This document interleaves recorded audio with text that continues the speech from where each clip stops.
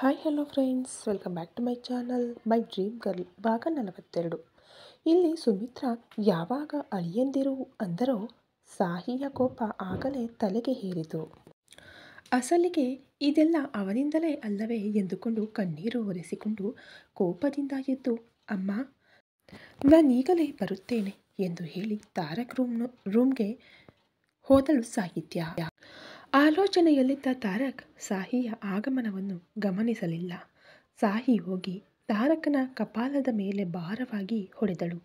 ಆದರೆ ನಿಜವಾಗಿ ಸಾಹಿಯ ಕೈ ಅವನನ್ನು ತಾಗಲಿಲ್ಲ. ತಾನು ಹೊಡೆದಿದ್ದೇನೆ ಎಂದು ಅವಳು ಭಾವಿಸಿದಳು. ಬಟ್ ಅಷ್ಟರಲ್ಲಾಗಲೇ ತಾರಕ್ ಅವಳ ಕೈಯನ್ನು ಗಾಳಿಯಲ್ಲಿ ಹಿಡಿದು ತಡೆದ. ಅಂದರೆ ಸಾಹಿ ಬರುವುದನ್ನು ತಾರಕ್ ಮೊದಲು ಗಮನಿಸಿದ್ದರೂ ಸಾಹಿ ತನಗೆ ಅತಿ ಹತ್ತಿರ ಬಂದಾಗ ಕಣ್ಣು ಮುಚ್ಚಿಕೊಂಡೇ ಅವಳ ಇರುವಿಕೆಯನ್ನು ಗ್ರಹಿಸಿದ ಆತ. ಅವಳು ತನ್ನನ್ನು ಹೊಡೆಯಲು ಕೈ ಎತ್ತಿದಾಗಲೇ ವೇಗವಾಗಿ ಪ್ರತಿಕ್ರಿಯಿಸಿ ಆ ಕೈಯನ್ನು ಗಾಳಿಯಲ್ಲಿ ಹಿಡಿದು ತಡೆದ. ಸಾಹಿ ಕೈಯನ್ನು ಹಿಡಿದು ಹತ್ತಿರಕ್ಕೆ ಎಳೆದು ಡೋಂಟ್ ಡೇರ್ ಡಾರ್ಲಿಂಗ್ ಅಂದ. ಸಾಹಿ ಅಳುತ್ತಾ, ಬಿಡು ತಾರಕ್, ನನ್ನ ಬಿಡು. ಅಸಲಿಗೆ ಯಾಕೆ ಬಂದೆ ನೀನು ನನ್ನ ಜೀವನಕ್ಕೆ? ನಿನ್ನಿಂದಲೇ, ಕೇವಲ ನಿನ್ನಿಂದಲೇ ಇಂದು ನನಗೆ ಈ ಪರಿಸ್ಥಿತಿ ಬಂದಿದೆ.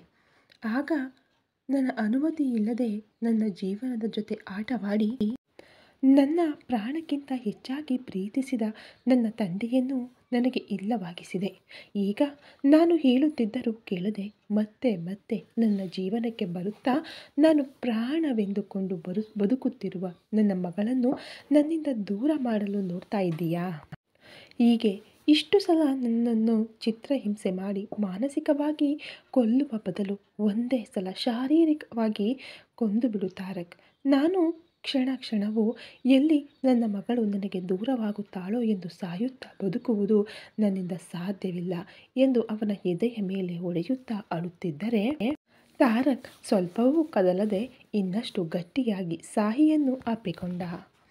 ಅವಳಿಗೆ ಆಯಾಸ ಬರುವವರೆಗೆ ಹೊಡೆಯುತ್ತಾ ಇದ್ದರೂ ಅವಳನ್ನು ಸ್ವಲ್ಪವೂ ತಡೆಯದೆ ಅವಳ ಕೋಪದಲ್ಲಿಯೂ ನ್ಯಾಯವಿದೆ ಎಂದು ಅರ್ಥ ಮಾಡಿಕೊಂಡ ತಾರಕ್ ಅವಳನ್ನು ಹಾಗೆಯೇ ಹಿಡಿದುಕೊಂಡು ಹೊಡೆಯಲು ಬಿಟ್ಟ.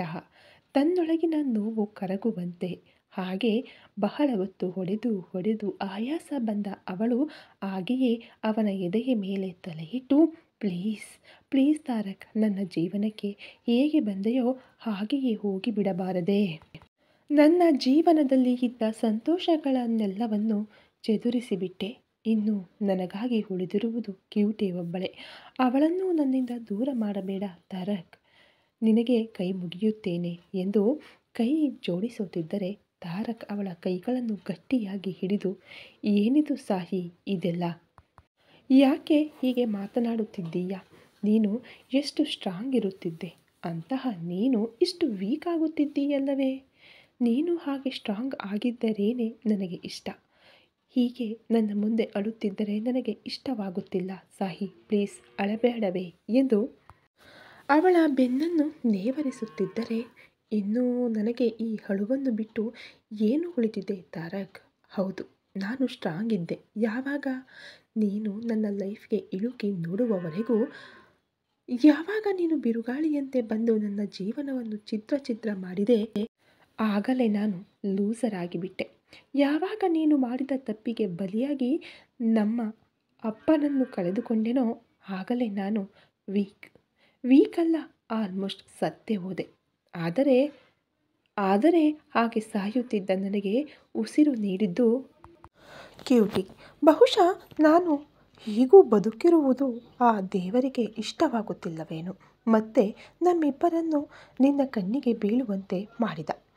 ಈಗ ಅವಳು ಕೂಡ ದೂರವಾಗುತ್ತಿದ್ದಾಳೆಂದರೆ ಇನ್ನು ನಾನು ಬದುಕುವುದು ಕೂಡ ವೇಸ್ಟ್ ಎಂದು ಸಾಹಿ ಎಮೋಷನಲ್ ಆಗಿ ಹೇಳುತ್ತಿದ್ದರೆ, ಪ್ಲೀಸ್ ಸಾಹಿ, ಹಾಗೆ ಮಾತನಾಡಬೇಡವೇ? ಈ ವೇಳೆಗೆ ನಿನಗೂ ಕೂಡ ನನ್ನ ಸಿಚುಯೇಷನ್ ಅರ್ಥ ಆಗಿರುತ್ತದೆ. ನನ್ನ ಮಗಳೆಂದರೆ ನನಗೆ ಪ್ರಾಣ. ಅವಳನ್ನು ಬಿಟ್ಟು ನಾನು ಕೂಡ ಇರಲಾರೆ. ಅದಕ್ಕೋಸ್ಕರವೇ ನೀನು ಹೇಳಿದಂತೆಯೇ ಈ ಹಿಂದೆ ಇದ್ದ ಅಭ್ಯಾಸಗಳ ಹತ್ತಿರಕ್ಕೂ ಹೋಗಲಿಲ್ಲ. ನನಗೆ ಅಭ್ಯಾಸವೇ ಇಲ್ಲದ, ಅಸಲಿಗೆ ಇಷ್ಟವೇ ಇಲ್ಲದ ಈ ಲೈಫ್ನಲ್ಲಿಯೂ ಅಡ್ಜಸ್ಟ್ ಆಗುತ್ತಿದ್ದೇನೆ ಅಂದ ತಾರಕ್. ಪ್ಲೀಸ್ ತಾರಕ್, ನನ್ನನ್ನು ಮಾತನಾಡಲು ಬಿಡು ಎಂದು ಅವನಿಂದ ದೂರ ಸರಿದು ಕಣ್ಣೀರನ್ನು ಒರೆಸಿಕೊಂಡು, ಇನ್ನೂ ನನಗೊಂದು ಕ್ಲಿಯರ್ ಆಗಿ ಅರ್ಥ ಆಗಿದೆ. ನೀನು ಕ್ಯೂಟಿಯನ್ನು ಅಸಲಿಗೆ ಬಿಡುವುದಿಲ್ಲ ಎಂದು. ನಿಮ್ಮಂತಹ ದುಡ್ಡಿದವರ ಜೊತೆ ಹೋರಾಡಿಯೂ ನಾನು ಗೆಲ್ಲಲಾರೆ ಕೂಡ. ಅದಕ್ಕಾಗಿಯೇ ನಾನೇ ನಿನ್ನ ಲೈಫ್ನಿಂದ ಸಂಪೂರ್ಣವಾಗಿ ಹೊರಟು ಹೋಗುತ್ತೇನೆ ಅಂದಾಗಲೇ ತಾರಕ್ ಆಶ್ಚರ್ಯದಿಂದ ನೋಡುತ್ತಿದ್ದರೆ, ನೀನೇನು ಹೆದರಬೇಕಾಗಿಲ್ಲ, ನಾನು ನಿನ್ನ ಮಗಳನ್ನು ನಿನ್ನಿಂದ ದೂರ ಮಾಡುವುದಿಲ್ಲ ಎಂದು ಹೇಳಿ ಅಳುತ್ತಾ ಅಲ್ಲಿಂದ ಹೊರಟು ಹೋದಳು. ತಾರಕ್ ಇನ್ನೂ ಆಶ್ಚರ್ಯದಲ್ಲಿ ಇರಬೇಕಾದರೆ, ಇವಳು ಯಾಕೆ ಹೀಗೆ ಮಾಡುತ್ತಾಳೆ? ಅಸಲಿಗೆ ನನ್ನ ಜೊತೆ ಇರಲು ಇವಳಿಗೇನು ಸಮಸ್ಯೆ? ನೋ, ನಾನಿನ್ನು ಹೀಗೆ ಇದ್ದರೆ ಸಾಹಿ ನನಗೆ ನಿಜವಾಗಿಯೂ ಸಂಪೂರ್ಣವಾಗಿ ದೂರವಾಗಿ ಬಿಡುತ್ತಾಳೆ. ಸಾಹಿ ಇಲ್ಲದಿದ್ದರೆ ಕ್ಯೂಟಿ ಇರಲಾರಳು, ಕ್ಯೂಟಿ ಇಲ್ಲದಿದ್ದರೆ ನಾನು ಇರಲಾರೆ ಎಂದುಕೊಂಡು ಇದಕ್ಕೆ ಶಾಶ್ವತ ಪರಿಹಾರವನ್ನು ಯೋಚಿಸಬೇಕು ಎಂದುಕೊಂಡು ಆ ನಂತರ ಕ್ಯೂಟಿ ಬಗ್ಗೆ ಯೋಚಿಸುತ್ತಾ ಸುಮಿತ್ರಾ ಅವರ ರೂಮ್ ಹತ್ತಿರ ಹೋಗಿ ಡೋರ್ ಹತ್ತಿರವೇ ನಿಂತು ಕ್ಯೂಟಿಗೆ ವಿಕ್ಸ್ ಹಚ್ಚುತ್ತಿದ್ದ ಸುಮಿತ್ರಾ ಅವರ ಬಳಿ, ಆಂಟಿ ಒಳಗಡೆ ಬರಬಹುದೇ ಎಂದು ಕೇಳಿದ. ಹಾ ಬನ್ನಿ ಅಳಿಯಂದ್ರೆ, ಇದಕ್ಕೂ ಕೇಳಬೇಕೇ ಎಂದು ಸುಮಿತ್ರಾ ಬೆಡ್ ಇಳಿದರೆ ತಾರಕ್ ಕ್ಯೂಟಿ ಪಕ್ಕಕ್ಕೆ ಹೋಗಿ, ಈಗ ಹೇಗಿದೆ ಆಂಟಿ ಕ್ಯೂಟಿಗೆ ಎಂದು ಕೇಳಿದ. ಬೆಡ್ ಮೇಲೆ ಭಾರವಾಗಿ ಉಸಿರಾಡುತ್ತಿದ್ದ ಕ್ಯೂಟಿಯ ಕೆನ್ನೆಯನ್ನು ನೇವರಿಸುತ್ತಾ, ಏನೂ ಪರವಾಗಿಲ್ಲ ಬಿಡಿ ಅಳಿಯಂದ್ರೆ, ಈಗ ಸ್ವಲ್ಪ ಚೆನ್ನಾಗಿದೆ, ಸಾಯಂಕಾಲದ ಒಳಗೆ ಕಡಿಮೆಯಾಗುತ್ತದೆ. ಸಾಹಿಗೆ ಕ್ಯೂಟಿಯ ವಿಷಯದಲ್ಲಿ ಭಯಗಳು ಹೆಚ್ಚು ಅಳಿಯಂದ್ರೆ, ಅವಳು ಗಾಬರಿಪಟ್ಟು ನಿಮ್ಮನ್ನು ಗಾಬರಿಪಡಿಸುತ್ತಾಳೆ ಎಂದು ಸಾಹಿ ಬಗ್ಗೆ ಹೇಳುತ್ತಿದ್ದಾಗಲೇ ರಾಜ್ ಜೊತೆ ಒಳಗಡೆ ಬಂದಳು ಸಾಹಿ. ಅಂದರೆ ತಾರಕ್ ಹತ್ತಿರದಿಂದ ಹೊರಟಾಗಲೇ ಅವಳು ರಾಜ್ ಹತ್ತಿರ ಹೋಗಿದ್ದಳು ಕ್ಯೂಟಿಯ ಟ್ರೀಟ್ಮೆಂಟ್ಗಾಗಿ. 10 ನಿಮಿಷಗಳ ನಂತರ ಕ್ಯೂಟಿಯನ್ನು ಚೆಕ್ ಮಾಡಿದ ರಾಜ್, ಏನೂ ಪರವಾಗಿಲ್ಲ ಸಾಹಿ, ಜಸ್ಟ್ ನಾರ್ಮಲ್ ನೆಗಡಿ ಅಷ್ಟೇ, ತಣ್ಣನೆಯ ಪದಾರ್ಥಗಳು like ice cream, cool drinks ಏನಾದರೂ ತೆಗೆದುಕೊಂಡಿರಬಹುದೇನೋ, ಅದಕ್ಕೆ ತಕ್ಷಣ ಎದೆ ಕಫದಿಂದ ಹಿಡಿದಿದೆ. ಆದರೂ ನಿನಗೆ ಗೊತ್ತಲ್ಲ ಸಾಹಿ, ಅವಳಿಗೆ ಹೆಚ್ಚಾಗಿ ಕೂಲ್ ಐಟಮ್ಸ್ ಕೊಡಬಾರದು ಎಂದು. ಕೊಟ್ಟರೆ ಹೀಗೆ ಆಗುತ್ತದೆ ಅಂದ ರಾಜ್ ಸಾಹಿಯನ್ನು ನೋಡುತ್ತಾ. ಅದೇ ಅಲ್ವಾ, ಮಕ್ಕಳ ಬಗ್ಗೆ ತಾಯಿಗೆ ತಿಳಿದಷ್ಟು ಇನ್ಯಾರಿಗೆ ತಿಳಿದಿರುತ್ತದೆ? ರಾಜ್ ಮಾತಿಗೆ ಸಾಹಿ ತಲೆ ಎತ್ತಿ ತಾರಕ್ನನ್ನು ನೋಡಿದರೆ ತಾರಕ್ ತಲೆ ತಗ್ಗಿಸಿದ. ಅದನ್ನು ಗಮನಿಸಿದ ರಾಜ್ ಅದು ತಾರಕ್ನ ಕೆಲಸವೆಂದು ಅರ್ಥ ಮಾಡಿಕೊಂಡು, ಇಟ್ಸ್ ಓಕೆ ಸಾಹಿ, ಇನ್ನೂ ನೆಗಡಿ ಸ್ಟೇಜ್ನಲ್ಲಿಯೇ ಇದೆ, ಜ್ವರ ಅಟ್ಯಾಕ್ ಆಗಿಲ್ಲ, ಈ ಸಿರಪ್ಸ್ ಬಳಸಿ, ಹಾಗೆಯೇ 3 ಹೊತ್ತು ನೆಬ್ಯುಲೈಸರ್ ಹಾಕಿ ಕಡಿಮೆಯಾಗುತ್ತದೆ ಅಂದ. ಸಿರಪ್ಸ್ ಆದರೆ ನನ್ನ ಹತ್ತಿರ ಇಲ್ಲ, ನೆಬ್ಯುಲೈಸರ್ ಬೇಕಿದ್ದರೆ ಮನೆಯಲ್ಲಿ ಇದೆ, ಕಳುಹಿಸಲಿ ಅಂದ ರಾಜ್. ಸಾಹಿಗಿಂತ ಮೊದಲೇ ತಾರಕ್, ಇಟ್ಸ್ ಓಕೆ ರಾಜ್, ನಾನು ತರಿಸುತ್ತೇನೆ, ಹೇಗಾದರೂ ಮೆಡಿಸನ್ ಆರ್ಡರ್ ಮಾಡಬೇಕು ಅಲ್ವಾ, ಹಾಗೆಯೇ ಯಾವಾಗಲಾದರೂ ನೆಬ್ಯುಲೈಸರ್ ಒಂದು ಮನೆಯಲ್ಲಿ ಇರಬೇಕು ಅಲ್ವಾ ನಮಗೂ ಕೂಡ ಎಂದು ಹೇಳಿ, thank you so much Raj, ತಕ್ಷಣ ಬಂದು ನನ್ನ ಮಗಳನ್ನು ಚೆಕ್ ಮಾಡಿದ್ದಕ್ಕಾಗಿ ಎಂದು ಶೇಕ್ ಹ್ಯಾಂಡ್ಗಾಗಿ ಕೈ ಮುಂದಕ್ಕೆ ಚಾಚಿದ. ರಾಜ್ ಕೈ ಕೊಡುತ್ತಾ, ನೋ ಪ್ರಾಬ್ಲಮ್ ತಾರಕ್, ಕ್ಯೂಟಿಯನ್ನು ಚಿಕ್ಕಂದಿನಿಂದ ನೋಡುತ್ತಿದ್ದೇವೆ, ಅಷ್ಟು ಮಾಡಲಾರನಾ, ಮೇಲಾಗಿ ನನ್ನ ಲಿಟಲ್ ಚಾಂಪ್ ಅಂದರೆ ನನಗೆ ತುಂಬ ಇಷ್ಟ ಅಂದ ಕ್ಯೂಟಿಯನ್ನು ನೋಡುತ್ತಾ. ಹಾಗೆ ಸ್ವಲ್ಪ ಹೊತ್ತು ಮಾತನಾಡಿ ರಾಜ್ ಹೊರಟು ಹೋದರೆ ಅವನು ಇರುವಾಗಲೇ ಮೊಬೈಲ್ ತೆಗೆದುಕೊಂಡು ರಾಜ್ ಬರೆದು ಕೊಟ್ಟ ಮೆಡಿಸಿನ್ಸ್ ಇನ್ನು ನೆಬ್ಯುಲೈಸರ್ ಕೂಡ ಕ್ವಿಕ್ ಡೆಲಿವರಿ ಮೂಲಕ ಆರ್ಡರ್ ಹಾಕಿದ ತಾರಕ್. ರಾಜ್ ಹೋದ 5 ನಿಮಿಷಗಳಿಗೆ ಮೆಡಿಸಿನ್ಸ್ ಬಂದರೆ ಕ್ಯೂಟಿಯನ್ನು ಜಾಗರೂಕತೆಯಿಂದ ಎಬ್ಬಿಸಿ ಸ್ವಲ್ಪ ಹಾಲು ಕುಡಿಸಿ ಸಿರಪ್ಸ್ ಕೂಡ ಹಾಕಿ ಅವನೇ ಕೊಟ್ಟ. ನೆಬ್ಯುಲೈಸರ್ಗೆ ಮಾತ್ರ ಕ್ಯೂಟಿ ಹಠ ಮಾಡುತ್ತಿದ್ದರೆ ತಾರಕ್ ಸಮಾಧಾನಪಡಿಸುತ್ತಿದ್ದರೆ ಮಾತಿನಲ್ಲಿ ಕಳೆದು ಹೋಗುವಂತೆ ಮಾಡಿ ಸಾಹಿ ಹಿಡಿದುಕೊಂಡಳು. ಅವರಿಬ್ಬರನ್ನು ಹಾಗೆ ನೋಡಿದ ಸುಮಿತ್ರಾ ಅವರು, ನೀವಿಬ್ಬರೂ ಹೀಗೆ ಒಟ್ಟಿಗೆ ಮಾಡಿದರೇನೆ ನಿಮ್ಮ ಮಗಳ ಆರೋಗ್ಯದಂತೆಯೇ ಭವಿಷ್ಯವು ಚೆನ್ನಾಗಿರುತ್ತದೆ, ಒಬ್ಬರಿಗೊಬ್ಬರಿಗೆ ಸಂಬಂಧ ಇಲ್ಲದವರಂತೆ ಪಟ್ಟು ಹಿಡಿದು ಹೋದರೆ ಈಗ ಆರೋಗ್ಯ ಹಾಳಾದಂತೆಯೇ ಅವಳ ಭವಿಷ್ಯವು ಹಾಳಾಗುತ್ತದೆ ಯಾಕೆ ಹೇಳುತ್ತಿದ್ದೇನೆ ಎಂದು ಇಬ್ಬರೂ ಅರ್ಥ ಮಾಡಿಕೊಳ್ಳಿ ಎಂದು ಹೇಳಿ ಅಲ್ಲಿಂದ ಹೊರಟು ಹೋದರು. ಸುಮಿತ್ರಾ ಮಾತಿಗೆ ಸಾಹಿ ಆಲೋಚನೆಯಲ್ಲಿ ಮುಳುಗಿದರೆ ತಾರಕ್ ತನ್ನ ನಿರ್ಧಾರವನ್ನು ಯಾವಾಗಲೂ ತೆಗೆದುಕೊಂಡಿದ್ದ. ಆಕೆ ನೋಡುತ್ತಲೇ ಸಾಹಿ ತಾರಕ್ಗೆ ಕೊಟ್ಟ 3 ತಿಂಗಳು ಕೂಡ ಕಳೆದು ಹೋದವು. ಇನ್ನೊಂದೇ ದಿನಕ್ಕೆ 3 ತಿಂಗಳು ಪೂರ್ತಿಯಾಗಿ ಸಾಹಿ ತಾರಕ್ ಮನೆಗೆ ತಲುಪುವ ಸಮಯ ಬರುತ್ತಿದ್ದರೂ ಸಾಹಿಯಲ್ಲಿ ಮಾತ್ರ ಬದಲಾವಣೆ ಇರಲಿಲ್ಲ. ಇನ್ನು ತಾರಕ್ಗೆ ದೂರವಾಗಿಯೇ ಇರುತ್ತಾ ಶಾಶ್ವತವಾಗಿ ದೂರವಾಗಲು ಪ್ರಯತ್ನಗಳನ್ನು ಮಾಡುತ್ತಲೇ ಇದ್ದಾಳೆ. ನೆಕ್ಸ್ಟ್ ಡೇ ಇನ್ನೂ ಹೈದರಾಬಾದ್ಗೆ ಹೋಗುತ್ತೇವೆ ಅನ್ನೋದಕ್ಕೆ ತಾರಕ್ ಫೋನ್ ಸ್ವಿಚ್ ಆನ್ ಮಾಡಿದ. ಅಂದರೆ ಇಷ್ಟು ದಿನ ಪರ್ಸನಲ್ ಮೊಬೈಲ್ ಮಾತ್ರ ಬಳಸುತ್ತಿದ್ದ. ಹಾಗೆ ಫೋನ್ ಆನ್ ಮಾಡುವುದೇ ತಡ directors, producers, heroines, co actors ಹೀಗೆ ಸಿನಿಮಾ ಫೀಲ್ಡ್ನ ಬಹಳಷ್ಟು ಜನರ ಕಡೆಯಿಂದ ಮಿಸ್ಡ್ ಕಾಲ್ ನೋಟಿಫಿಕೇಶನ್ ತನ್ನ ಸೋಷಿಯಲ್ ಮೀಡಿಯಾ ಪ್ರೊಫೆಷನಲ್ ಅಕೌಂಟ್ಸ್ಗಳಿಂದ ಬೇಕಾಬಿಟ್ಟಿ ಪೋಸ್ಟ್ಗಳು, ಗಾಳಿ ಸುದ್ದಿಗಳು, ವಾಟ್ ನಾಟ್ ನೂರಾರು ಅಲ್ಲ ಸಾವಿರಾರು ಸಂಖ್ಯೆಯಲ್ಲಿ ಬಂದವು. ಒಂದೇ ಸಲ ಬಂದು ಬೀಳುತ್ತಿದ್ದ ನೋಟಿಫಿಕೇಶನ್ ಶಬ್ದಕ್ಕೆ ಕಿರಿಕಿರಿ ಆಯಿತು ತಾರಕ್ಗೆ. ಫೋನ್ ಮ್ಯೂಟ್ನಲ್ಲಿ ಇಟ್ಟು ತಾನು ಮಾಡಬೇಕಾದವರಿಗೆ ಮಾತ್ರ ಫೋನ್ ಮಾಡಿ ಹೇಳಬೇಕಾದದ್ದನ್ನೆಲ್ಲ ಹೇಳಿ ಸೋಷಿಯಲ್ ಮೀಡಿಯಾದಲ್ಲಿ ತನ್ನ ಬಗ್ಗೆ ಬಂದ ಗಾಳಿ ಸುದ್ದಿಗಳನ್ನು ನೋಡುತ್ತಾ ಈವ್ನಿಂಗ್ ಕ್ಯೂಟಿ ಬರುವವರೆಗೆ ಟೈಮ್ ಪಾಸ್ ಮಾಡಿದ ತಾರಕ್. ಈವ್ನಿಂಗ್ ಕ್ಯೂಟಿ ಬರುತ್ತಿದ್ದಂತೆಯೇ ತಂದೆಯ ಹತ್ತಿರ ಓಡುತ್ತಾ ಹೋಗಿ ತಾರಕ್ ತೊಡೆಯ ಮೇಲೆ ಕೂತು ಡ್ಯಾಡಿ ಡ್ಯಾಡಿ ಏನಿದು ಇವತ್ತು ಖುಷಿಯಾಗಿದ್ದೀಯಾ ಎಂದು ಕೇಳಿದಳು. ಯಾಕೆಂದರೆ ನಾಳೆ ನಾವು ನಮ್ಮ ಮನೆಗೆ ಹೋಗುತ್ತಿದ್ದೇವೆ ಅಲ್ವಾ ಏಂಜೆಲ್, ಅದಕ್ಕೆ ಹ್ಯಾಪಿಯಾಗಿ ಇದ್ದಾನೆ ಡ್ಯಾಡಿ ಎಂದು ಮುತ್ತು ಕೊಡುತ್ತಾ ಹೇಳಿದ. ಅದೇನಿದು ಡ್ಯಾಡಿ, ಇದೇ ಅಲ್ವಾ ನಮ್ಮ ಮನೆ, ಇಂಥ ಎಷ್ಟು ಮನೆ ಇದೆಯಾ ನಮ್ಮದು ಅಂದಳು ಕ್ಯೂಟಿ ಯೋಚಿಸುತ್ತಿರುವಂತೆ. ಅವಳ ಚಿಕ್ಕ ಗಲ್ಲದ ಕೆಳಗೆ ಕೈ ಇಟ್ಟು ಕ್ಯೂಟಾಗಿ ಫೇಸ್ ಮಾಡಿ.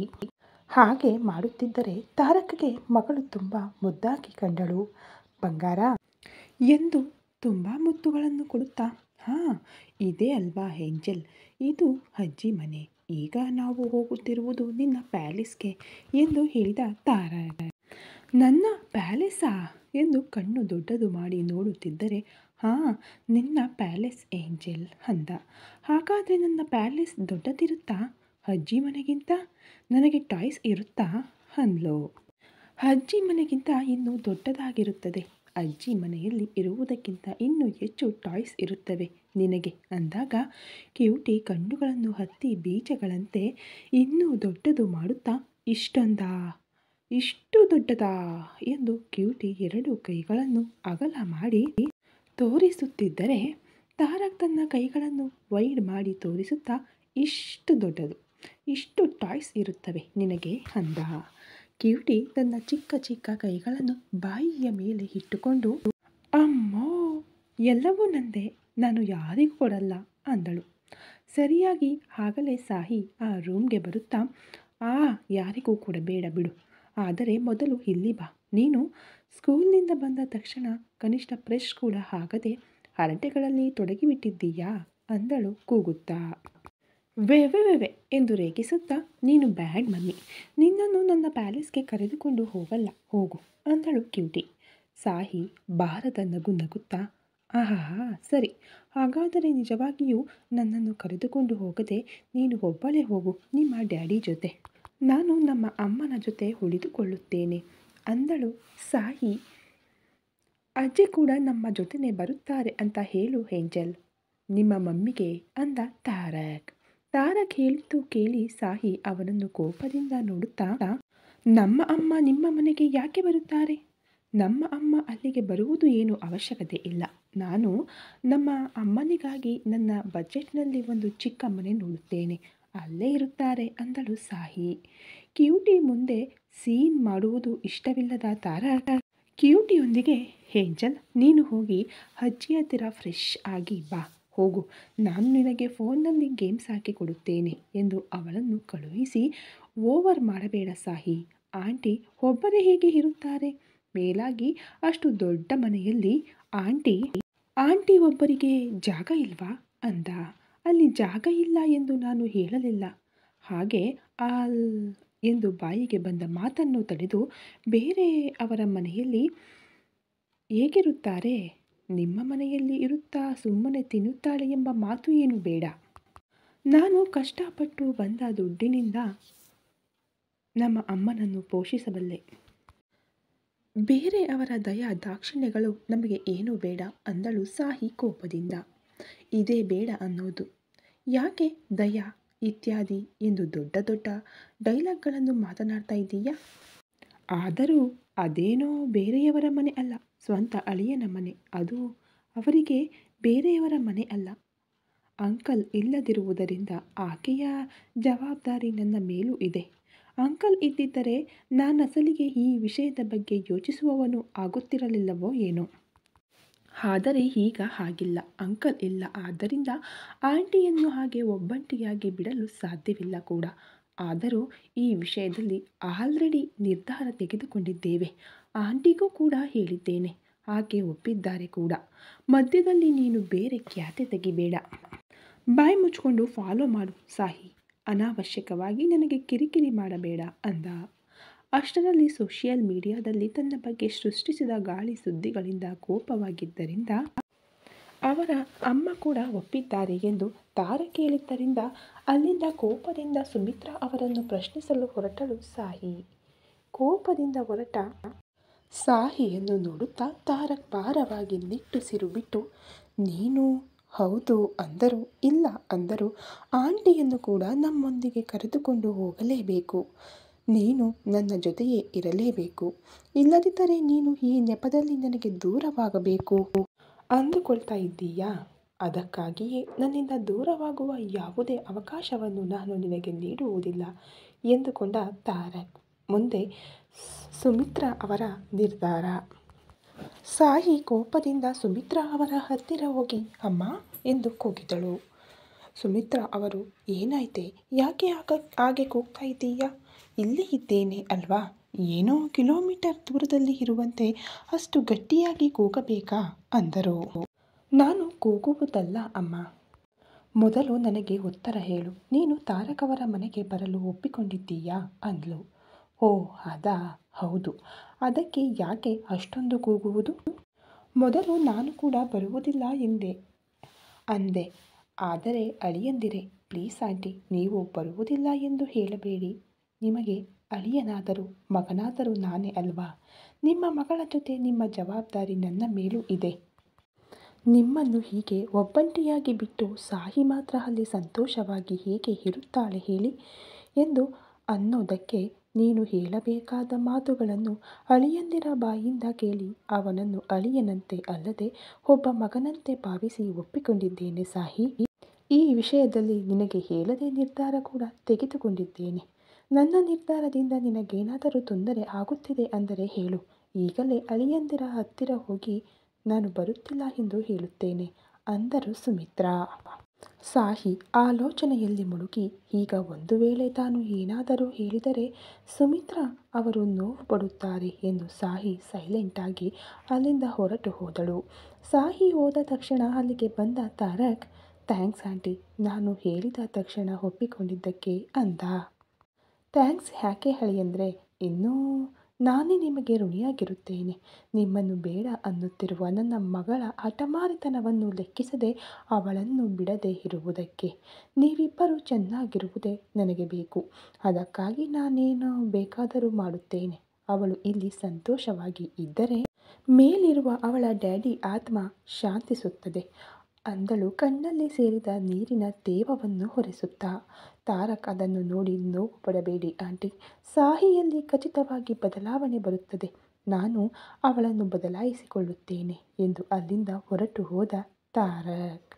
ಮರುದಿನ ಬೆಳಿಗ್ಗೆ ಅರಕುವಿನಲ್ಲಿರುವ ಅವರ ಮನೆಯಿಂದ ತಾರಕ್ ವಿಲ್ಲಾಗೆ ಬಂದರು. ಮಗಳು ಜೊತೆ ಸಾಹಿ, ತಾರಕ್ ಅವರು, ಸುಮಿತ್ರಾ ಕೂಡ. ಅಲ್ಲಿಂದ ತಾರಕ್ನ ಸ್ಪೆಷಲ್ ಚಾಪ್ನಲ್ಲಿ ಹೈದರಾಬಾದ್ಗೆ ಪಯಣಿಸುತ್ತಿದ್ದರೆ ಫಸ್ಟ್ ಟೈಮ್ ಚಾಪರ್ ಏರಿದ ಅನುಭವ ಸುಮಿತ್ರಾ ಅವರದಾದರೆ ಅದನ್ನು ಹತ್ತಿರದಿಂದ ನೋಡುವುದು ಕೂಡ ಆಗಲೇ ಆದ ಕ್ಯೂಟಿ. ವಾವ್ ಡ್ಯಾಡಿ ಸೂಪರ್ ಎಂದು ಹೇಳುತ್ತಾ ತನ್ನನ್ನು ತೊಡೆಯ ಮೇಲೆ ಕೂರಿಸಿಕೊಂಡಿರುವ ತಾರಕ್ನನ್ನು ಅಲ್ಲಾಡಿಸುತ್ತಾ ಇದು ಯಾರದ್ದು ಡ್ಯಾಡಿ ಎಂದು ಕೇಳಿದಳು. ನಿನ್ನದೇ ಏಂಜಲ್ ಈ ಚಾಪರ್ ಎಂದು ತಾರಕ್ ಹೇಳಿದ್ದಕ್ಕೆ ಏ ಇದು ನನ್ನದೇ ಎಂದು ಸಂತೋಷದಿಂದ ಕೂಗುತ್ತಾ ಇದ್ದರೆ ಸಾಯಿ ಬೈ ರೋಡ್ ಕೂಡ ಬರಬಹುದಿತ್ತು ಅಲ್ವಾ, ಈಗ ಈ ಚಾಪರ್ ಜರ್ನಿ ಅವಶ್ಯಕತೆ ಇತ್ತಾ, ನಿನಗೆ ಎಷ್ಟು ದುಡ್ಡಿದೆ ಎಂದು ಪ್ರದರ್ಶನ ಮಾಡಲು ಅಲ್ಲವೇ ಅಂದಳು ತಾರಕ್ನನ್ನು ಕೋಪದಿಂದ ನೋಡುತ್ತಾ. ನೋ ಡಾರ್ಲಿಂಗ್, ನಾವು ಚಾಪರ್ನಲ್ಲಿಯೇ ಹೋಗಬೇಕು. ವೈ ಬಿಕಾಸ್ ನಮಗೆ ಮನೆಗೆ ಹೋದ ತಕ್ಷಣ ಬಹಳಷ್ಟು ಕೆಲಸಗಳಿವೆ. ಬೈ ರೋಡ್ನಲ್ಲಿ ಹೋದೆವು ಅಂದುಕೋ ತಡವಾಗಿ ಬಿಡುತ್ತದೆ. ಅದಕ್ಕೆ ಎಷ್ಟು ವೇಗವಾಗಿ ಸಾಧ್ಯವೋ ಅಷ್ಟು ವೇಗವಾಗಿ ಹೋಗಿಬಿಡಬೇಕು ನಾವು ಅಂದ ತಾರಕ್. ಅಷ್ಟು ಅರ್ಜೆಂಟ್ ಕೆಲಸಗಳು ಏನಿವೆಯೋ, ನಿನಗೆ ಅಷ್ಟು ಅರ್ಜೆಂಟ್ ಕೆಲಸಗಳು ಏನಾದರೂ ಇದ್ದರೆ ನೀನು ಹೋಗಬೇಕಿತ್ತು. ನಾವು ಬೈ ರೋಡ್ ಬರುತ್ತಿದ್ದೆವು ಅಲ್ವಾ ಅಂದಳು ಅಸಹನೆಯಿಂದ. ಅದು ನಾನೊಬ್ಬನೇ ಹೋಗಿ ಮಾಡಬೇಕಾದ ಕೆಲಸ ಅಲ್ಲ ಡಾರ್ಲಿಂಗ್, ನೀನು ನಾನು ಇಬ್ಬರು ಜೊತೆಯಲ್ಲಿದ್ದರೇನೆ ಮಾಡಬೇಕಾದ ಕೆಲಸ ಅಂದ. ಇಬ್ಬರು ಸೇರಿ ಎಂದು ಕಣ್ಣು ಚಿಕ್ಕದು ಮಾಡಿ ನೋಡುತ್ತಾ ಏನದು ಕೆಲಸ ಇಬ್ಬರು ಸೇರಿ ಅಂದ್ಲು. ಈಗಲೇ ಹೇಳುವುದಿಲ್ಲ, ನಮ್ಮ ಮನೆಗೆ ಹೋದ ಮೇಲೆ ಡೈರೆಕ್ಟಾಗಿ ತೋರಿಸುತ್ತೇನೆ ಆ ಸರ್ಪ್ರೈಸ್ ನಿನಗೆ. ಅಲ್ಲಿಯವರೆಗೆ ಸ್ವಲ್ಪ ತಾಳ್ಮೆ ಇಡು ಡಾರ್ಲಿಂಗ್ ಎಂದು ತೊಡೆಯ ಮೇಲಿದ್ದ ಕ್ಯೂಟಿ ಜೊತೆ ಆಟಗಳಲ್ಲಿ ಬ್ಯುಸಿ ಆದ ತಾರಕ್. ಸರ್ಪ್ರೈಸ್, ಏನದು ಸರ್ಪ್ರೈಸ್ ಎಂದು ಆಲೋಚನೆಯಲ್ಲಿ ಬಿದ್ದಳು ಸಾಹಿ. ಈ ಕತೆ ಇನ್ನು ಮುಂದುವರಿಯೋದು ಫ್ರೆಂಡ್ಸ್. ನಮ್ಮ ಚಾನಲ್ಗೆ ಮೆಂಬರ್ಶಿಪ್ ತಗೊಂಡು ನಮಗೆ ಸಪೋರ್ಟ್ ಮಾಡ್ತಾ ಇರೋ ನಿಮ್ಮೆಲ್ಲರಿಗೂ ಕೂಡ ತುಂಬ ಹೃದಯದ ಧನ್ಯವಾದಗಳು. ಹಾಗೆ ಇನ್ನೂ ಯಾರೆಲ್ಲ ಮೆಂಬರ್ಶಿಪ್ ತಗೊಂಡಿಲ್ವೋ ಈಗಲೇ ಮೆಂಬರ್ಶಿಪ್ ತಗೊಂಡು ಸಪೋರ್ಟ್ ಮಾಡಿ. Thank you so much.